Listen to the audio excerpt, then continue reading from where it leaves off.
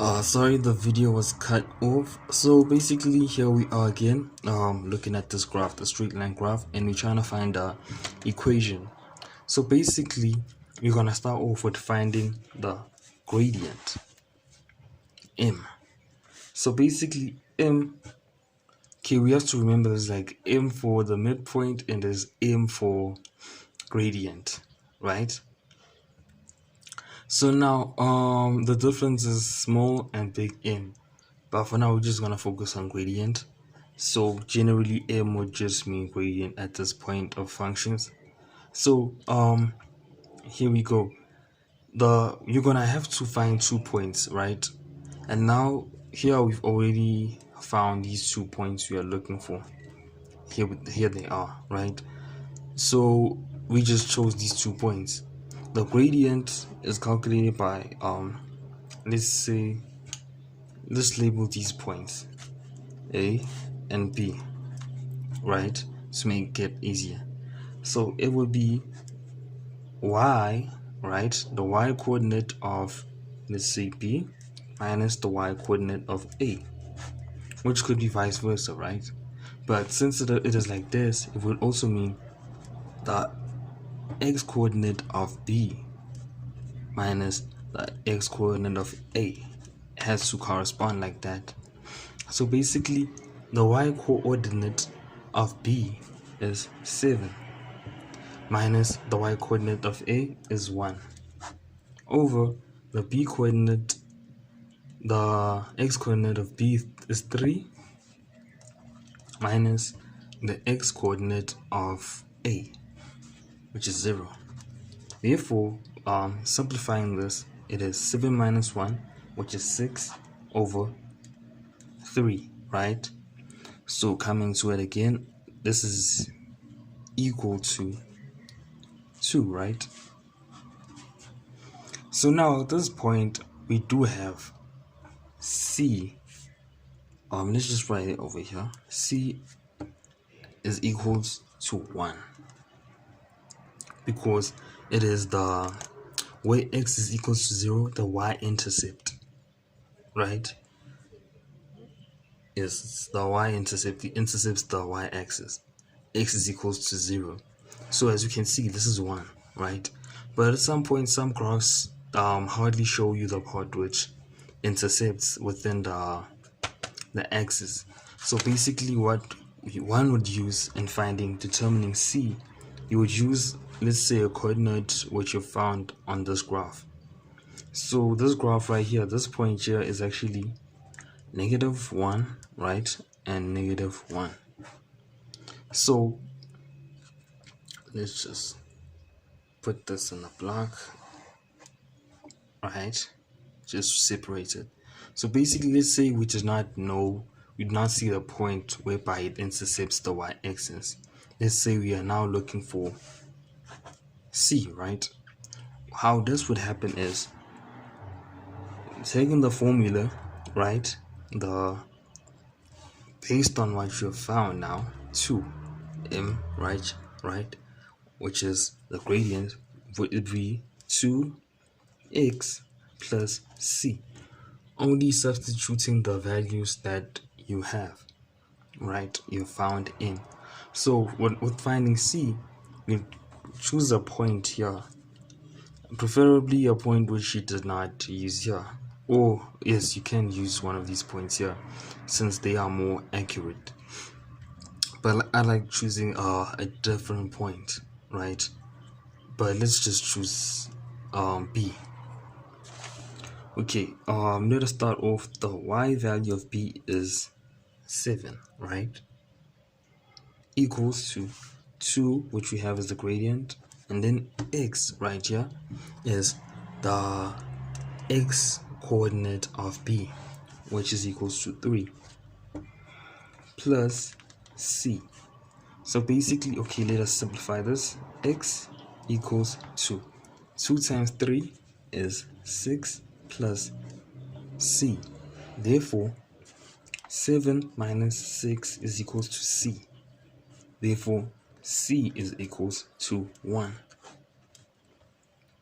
Right? So this is how you find the intercept. If it happened that, okay, proving it properly, then, or let us say you seen the intercept, but it is not clear which part it actually intercepts the graph. So this is how you actually find you find C basically. So therefore, the equation of this graph right here is actually substituting all the values we have into this occasion will be y is equal to m. We found m, the gradient, to be 2, right? 2x plus c, and we have found c to be 1. Therefore, this is the equation, which could also be proven with a calculator. Yes, say 2 times 0 is 0, plus 1 is 1. So you know this is the coordinate right here, proving it. Let us look at this example of a straight line graph. So basically, it is say determine the domain and range. So basically, looking at this graph, if you can look at it properly, if you can tell, basically, there are no arrows at the ends of the lines, but instead they are dots. So let's say this coordinate here would be x is -2, y, the y coordinate, is 4, and then right here the x coordinate would be 3, and the y coordinate, let's make it 6 because the dot is right here, right? But if you look at it properly, where these dots are, that's where the graph ends. It doesn't continue. So for this type of graph, the domain and the range have an exception from the typical domain and range of a straight line graph, which is from -infinity to +infinity. So here at this point, the domain is no longer from -infinity to +infinity, but it is the x values which are included within this graph. As you can tell here, the x values included are from -2 to 3, right? And the dots here, the dark dots, represent that they are included, right? These coordinates are actually included. So basically, domain would be x is the element of real numbers, right? With elements from x elements only, starting from -2. Mind that -2 is included here. 2, 3. But 3 is also included as it is a dot which is closed off. Let us look at a different example of this. We'll find a range.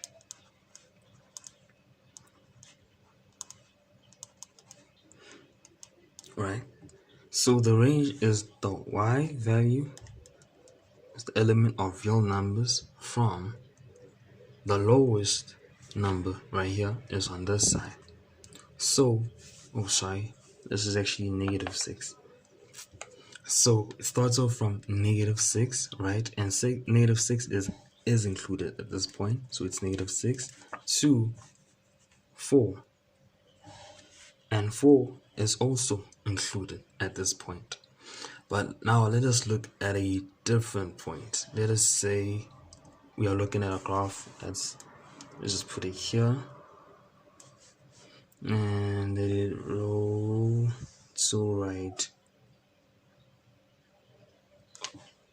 An open circle, and open circle. Right here, if they were to say find the the domain and range of this graph. So I just wanted to get a highlighter to just make it different. So looking at this graph right here, sorry about that. So looking at it, you see right here, these are like circles which are not filled. This means those points are not included. So let's determine the coordinates. So here x would be 2 and y would be 3, right? And then right here, let's make x negative 3. Negative 3. Okay, let me write this properly. Negative 3. And then I forgot to put in the negatives here. Negative 3 and negative 4 right here. That's that point. So now at this point, the domain,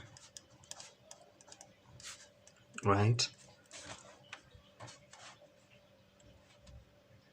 and range